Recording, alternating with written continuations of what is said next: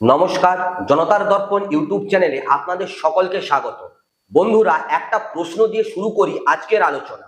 কল্পনা করুন আপনি একজন বক্সার, রিংয়ে আপনার প্রতিপক্ষ আপনাকে শাসানি দিয়ে বলছে তোমার নিজের বাড়িতে এসে তোমাকেই হারাবো। শুনতে অহংকারী লাগছে, তাই না? কিন্তু বন্ধুরা, ভারতীয় রাজনীতিতে এই অহংকারটাই কিন্তু কখনো কখনো সত্যি হয়ে যায়, ঠিক যেরকমটা 2021 সালের নন্দীগ্রামে হয়েছিল। এবার প্রশ্ন হলো, ভবানীপুরেও কি ঠিক একই রকম ঘটনা হবে? আজকের ভিডিওতে আমরা যা জানবো সেটা শুধু বাংলার রাজনীতির সবচেয়ে বড় দাবা খেলার গল্প, যেখানে একদিকে আছেন মমতা বন্দ্যোপাধ্যায় তথা বাংলার জননেত্রী, আর অন্যদিকে আছেন বিজেপির সেই মেশিন যার নাম অমিত শাহ এবং নরেন্দ্র মোদী। বন্ধুরা, আজকের ভিডিওতে আমরা জানবো, নাম্বার 1, ভবানীপুর কেন বাংলার রাজনীতির কেন্দ্রবিন্দু হয়ে উঠলো। নাম্বার 2, অমিত শাহের সেই শর্টকাট থিওরি ঠিক কতটা বিপজ্জনক মমতার জন্য। নাম্বার 3, ভবানীপুরের মাটিতে ঠিক কারা ভোট দেন এবং সেই ভোট কোন দিকে যাবার সম্ভাবনা সবচেয়ে বেশি। নাম্বার 4, শুভেন্দু অধিকারী নন্দীগ্রামের পর ভবানীপুরেও কি একটা ইতিহাস লিখবেন। নাম্বার 5, আর সবচেয়ে বড় প্রশ্ন হলো, এই একটা আসনই কি সত্যি বাংলার ভবিষ্যৎ নির্ধারণ করে দিতে পারবে। বন্ধুরা, এই ভিডিওটা শেষ পর্যন্ত দেখুন, কারণ শেষে এমন একটা বিশ্লেষণ থাকবে যা আপনি অন্য কোথাও কিন্তু পাবেন না। আর যদি মনে করেন এই আলোচনাটা কাজের, তাহলে এখনই লাইকটা করে দিন এবং চ্যানেলটাকে সাবস্ক্রাইব করে দিন। চলুন তাহলে ভিডিওটা শুরুই করি। বন্ধুরা, ভবানীপুরকে বুঝতে হলে আগে কলকাতাকে বুঝতে হবে। কলকাতা শহরের দক্ষিণের অংশে অবস্থিত এই ভবানীপুর এলাকাটা শুধু একটা আবাসিক এলাকা নয়, এটা একটা সভ্যতা। বাংলার সংস্কৃতি, ব্যবসা, রাজনীতি সবকিছুর এক অদ্ভুত মেলবন্ধন রয়েছে এই ভবানীপুরে। এখানে আছে পুরনো বনেদি বাঙালি পরিবারদের বাড়ি, যাদের রক্তে মিশে আছে রবীন্দ্রনাথ, নেতাজি, বিদ্যাসাগরের স্মৃতি। আবার এই একই পাড়াতে আছে গুজরাটি, মারোয়ারি ব্যবসায়ীদের আবাসন, যাদের কাছে ব্যবসায়ী হলো ধর্ম। আছে পাঞ্জাবি পরিবার, যারা বহু দশক আগে দেশভাগের পর এখানে এসে বসতি গড়েছেন। আছে বিহারি শ্রমজীবী মানুষ, যারা দিনরাত কাজ করে এই শহরকে বাঁচিয়ে রেখেছেন। এই বৈচিত্র্যের জন্যই ভবানীপুরকে কিন্তু বলা হয় মিনি ইন্ডিয়া। এখন প্রশ্ন হলো, এই মিনি ইন্ডিয়া অর্থাৎ ভবানীপুর কি সবসময়তেই মমতার পাশে থেকেছে? না বন্ধুরা, ইতিহাস কিন্তু অন্য কথা বলছে। 2011 সালে যখন মমতা বন্দ্যোপাধ্যায় এই আসন থেকে প্রথমবার জিতেছিলেন, তখন তিনি পেয়েছিলেন প্রায় 54,213টি ভোট। সিপিএম প্রার্থী পেয়েছিলেন মাত্র 28,918 ভোট, মানে প্রায় 25,000 ভোটের ব্যবধানে জয় পেয়েছিলেন মমতা বন্দ্যোপাধ্যায়। কিন্তু 2021 সালে এসে সব হিসেবে কিন্তু উল্টে গেল। মমতা বন্দ্যোপাধ্যায় সেই নির্বাচনে নন্দীগ্রাম থেকে লড়লেন এবং সেখানে হারলেন শুভেন্দু অধিকারীর কাছে। তারপর উপনির্বাচনে ভবানীপুর থেকে লড়তে বাধ্য হলেন, আর সেই ভবানীপুরেই আবার মহাযুদ্ধ। বন্ধুরা, ভাবুন একবার, একজন মুখ্যমন্ত্রীকে নিজের বিধানসভা আসনে জিততেই হবে, না হলে পদ যাবে। এটা ঠিক কতটা চাপের পরিস্থিতি। এটা শুধু একটা ভোট নয়, এটা মমতা বন্দ্যোপাধ্যায়ের রাজনৈতিক অস্তিত্বের লড়াই। ভবানীপুরের ভোটের বিন্যাস বুঝলেই কিন্তু আপনারা সব বুঝে যাবেন। বন্ধুরা, যে কোনো নির্বাচনী কৌশল বুঝতে হলে আগে বুঝতে হয় সেই অঞ্চলে কারা ভোট দেয়। ভবানীপুরের মোট ভোটার সংখ্যা প্রায় 2 লক্ষের কিছু বেশি। বাঙালি হিন্দু ভোটার প্রায় 45 থেকে 50%।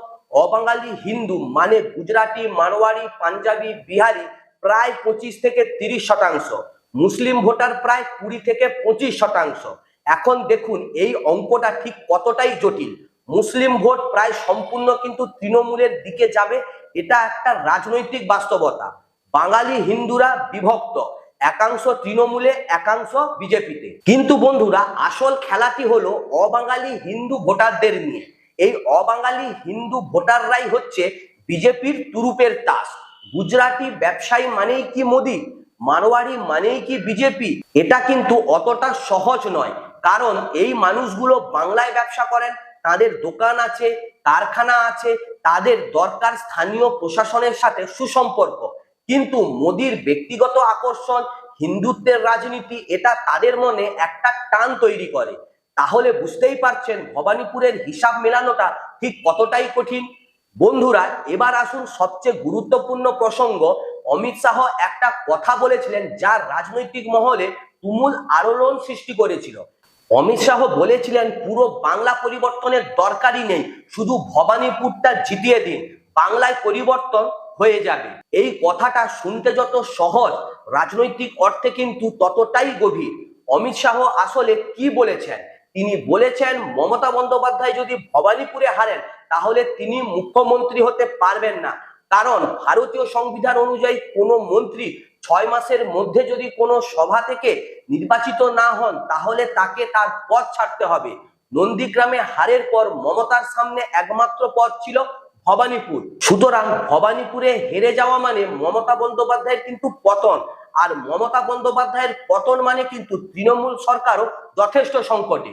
আর বন্ধুরা, তৃণমূল সরকার সংকটে মানে বাংলায় ক্ষমতার পট পরিবর্তন শুধুমাত্র সময়ের অপেক্ষা। বন্ধুরা, এটাই অমিত শাহের শর্টকাট থিওরি। পুরো বাংলা দখল একদমই করতে হবে না, শুধু শত্রুর মাথায় আঘাত করো, মাথা নামালে বাকি শরীরটাও এমনিতেই ভেঙে পড়বে। এই কৌশলটা কি একদমই নতুন? না বন্ধুরা, ইতিহাস দেখুন। 1996 সালে যখন অটল বিহারী বাজপেয়ী সরকার পড়ে গেল তখন এই একই কৌশলই কিন্তু ব্যবহার করা হয়েছিল। একটা মূল জায়গায় আঘাত করো, পুরো কাঠামোই ভেঙে পড়বে। অমিত শাহ কিন্তু সেটাই করতে চাইছেন ভবানীপুরে। শুভেন্দু অধিকারী বর্তমানে মমতা বন্দ্যোপাধ্যায়ের সবচেয়ে বড় দুঃস্বপ্ন। বন্ধুরা, এই মুহূর্তে একটু শুভেন্দু অধিকারীর কথা বলা দরকার, কারণ এই গল্পের একটা বড় চরিত্রই কিন্তু শুভেন্দু অধিকারী। শুভেন্দু অধিকারী এক সময় ছিলেন মমতা বন্দ্যোপাধ্যায়ের সবচেয়ে বিশ্বস্ত অনুগামী। তিনি নন্দীগ্রামের আন্দোলনে ছিলেন মমতার পাশে। সেই আন্দোলনই কিন্তু 2011 সালে তৃণমূলকে ক্ষমতায় এনেছিল। কিন্তু রাজনীতিতে বন্ধুত্ব ঠিক কতটা স্থায়ী?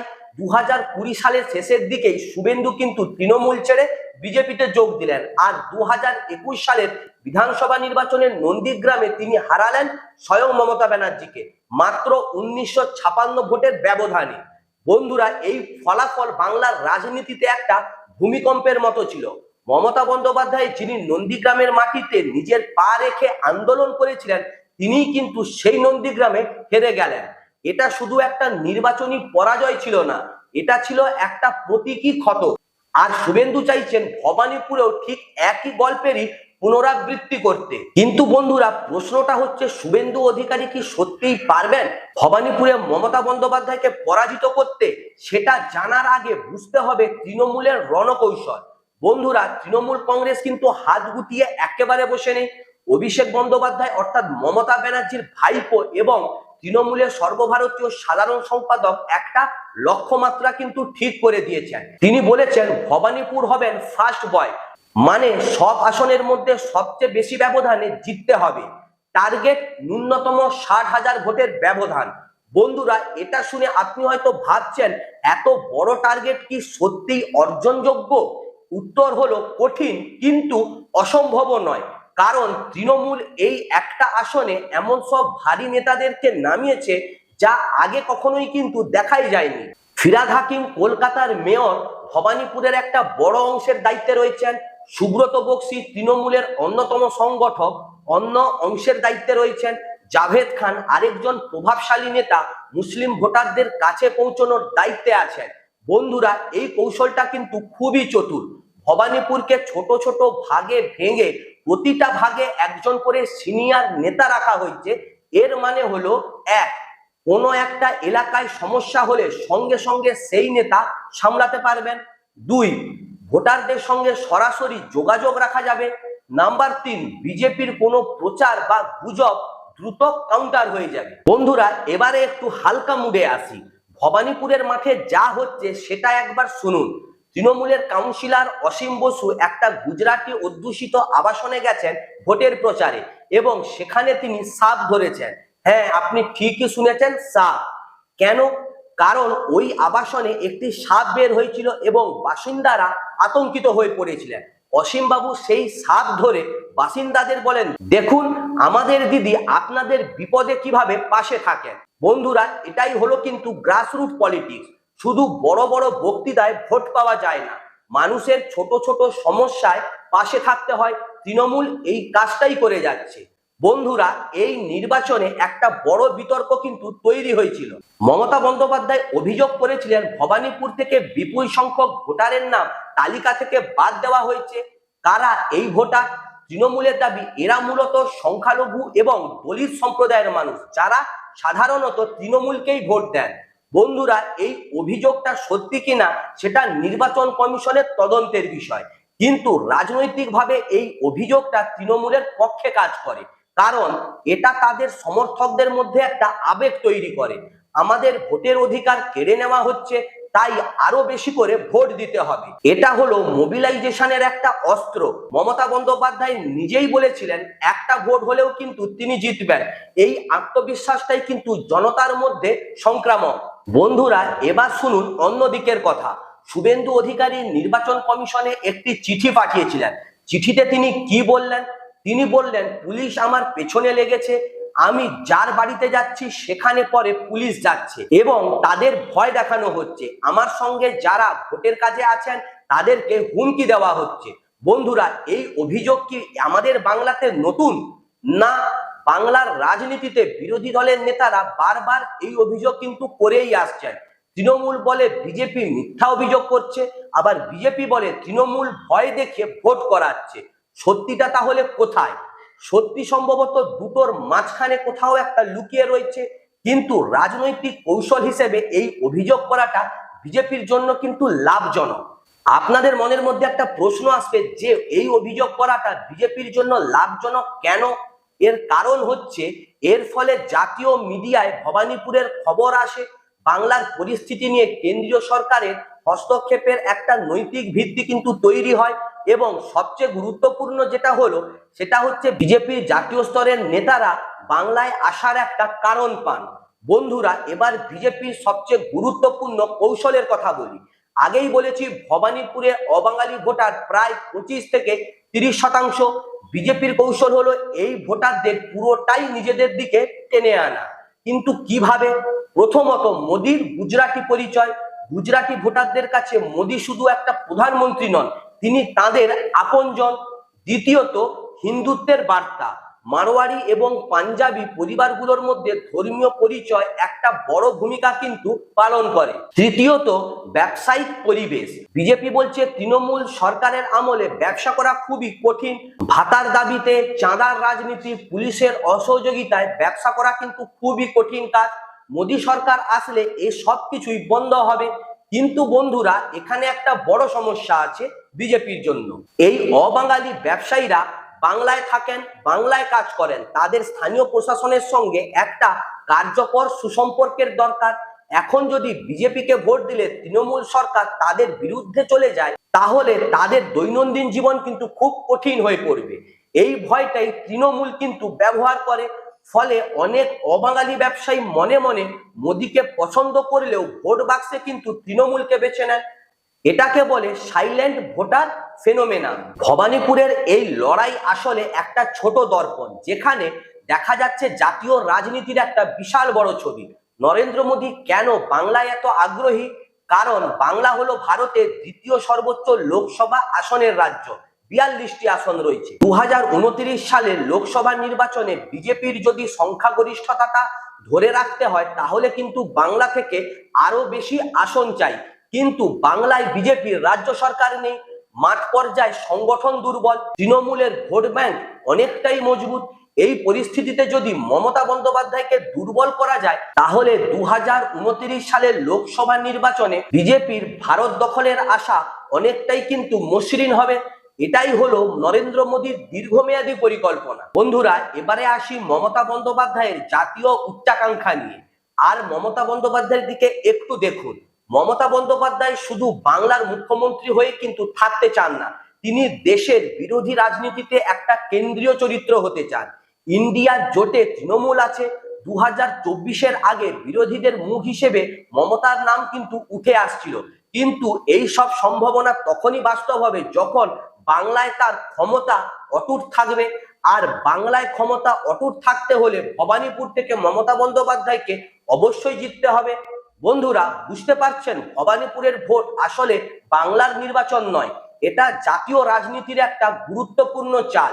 মোদী চাইছেন মমতাকে বাংলাতেই আটকে রাখতে, আর অন্যদিকে মমতা বন্দ্যোপাধ্যায় চাইছেন ভবানীপুরে জিতে জাতীয় মঞ্চে নিজেকে প্রমাণ করতে। দুই পক্ষের স্বার্থ কিন্তু সম্পূর্ণ বিপরীত।